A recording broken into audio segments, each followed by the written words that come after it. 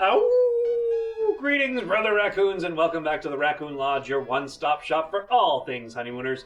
As always, if you're watching this video, please hit the like and subscribe buttons. It's a mere bag of shells. I'm your great pal, Jim McKeever, and today we're heading down to the local bowling alley for a deep dive on episode 16 of the Classic 39, a little number titled, Oh My Aching Back. Are you ready? And away we go! This episode originally aired on Saturday, January 14th, 1956, and like all the Classic 39 episodes, was filmed at the Adelphi Theater located at 152 West 54th Street in Manhattan. The episode begins with Trixie stopping by the Cramdens' apartment on her way to visit with her sister.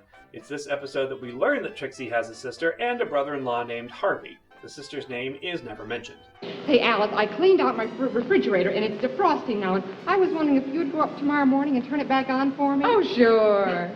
I'd ask Norton to do it for me, but every time he looks into an empty icebox, it makes him cry. Oh. This is going to be a recurring motif in these deep dives, but isn't Trixie also Norton? Alice tells Trixie that her whole family is gathering at her mother's house because her Uncle Leo is in town from Utica. We met Uncle Leo for the first time in the episode 'Twas the Night Before Christmas, but it wasn't clear then or now whose uncle he is. Though in this episode he does call Ralph his favorite nephew. Notice in this scene, and actually throughout the episode, Trixie wears a wedding ring, but Alice doesn't. Ralph begs off of going to Alice's mother's house for dinner, informing her that he has a physical the next day and needs to get to bed early. Alice tells Ralph that he can't stay home because there's nothing to eat. But later, when Ed comes down pretending to sleepwalk, Alice mentions the load of fried chicken she has in the icebox.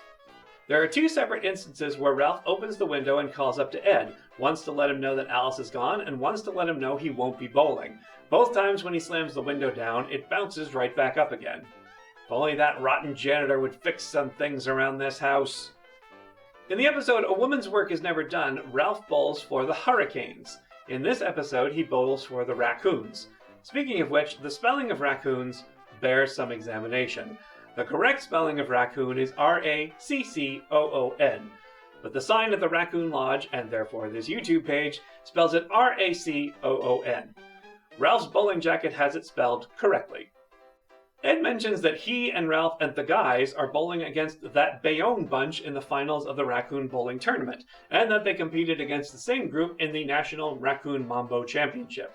This would indicate that there are different chapters of the Racoon Lodge that compete against each other in various contests. Speaking of the National Racoon Mambo Championship, Ed says they lost the previous year because someone slipped in a Spade Cooley record. Spade Cooley was a fiddle player and bandleader who rose from dirt-poor obscurity to immense national popularity in music, television, and movies in the 1940s and 50s.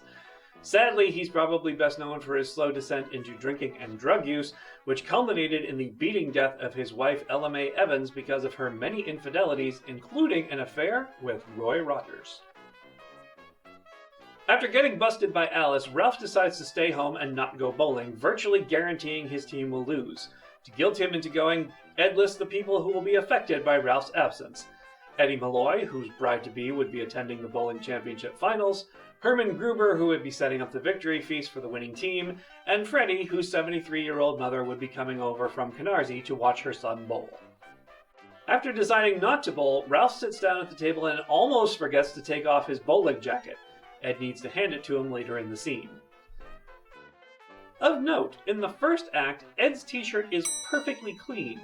In the second act, the front is covered with stains. What do we think? Piccalilli? Chow chow? So the boys go bowling and Ralph ends up hurting his back. He's virtually carried home by George Petrie and Frank Marsh, two actors who appeared in multiple Honeymooners episodes as a variety of characters. In this episode, they're just referred to as the guys. Ralph says he needs to sleep with a heating pad on his back so he can pass his physical the next day. After referring to the heating pad several times, Ed calls it a sleeping pad. This episode references the sleepwalker, though this time Ed is just pretending to walk in his sleep. During Uncle Leo's short visit to the Cramdens' apartment, he tells Alice and Ralph, Now remember, you kids have got to come up to Utica sometime around Christmas. I've been to Utica. It's lovely. When Ed comes downstairs pretending to be sleepwalking, he tells Ralph, "There's nothing upstairs in my icebox." Trixie stated earlier in the episode that their refrigerator was defrosting. This one's odd. When Ed is in the Kremlin's apartment in his nightgown, you can see what appears to be some sort of bandage on his right leg just below the knee. Near the end of the episode, when Alice and Trixie are discussing Ralph's deception, Ralph arrives home and the scene gets really weird for a few seconds. Ralph opens the door and greets Trixie, saying, "Oh, hiya, Trix. I was just up in your apartment." While he's saying this, he has to try a second time to close the door since it didn't close the first time. And while he's saying his awkward line, Trixie steps all over it with, "Oh yeah, I gotta get upstairs." To add to the weirdness, when Trixie does leave, Ralph says, "Bye, hun." And then to Alice, "Hiya, hun." He went bowling, hurt his back.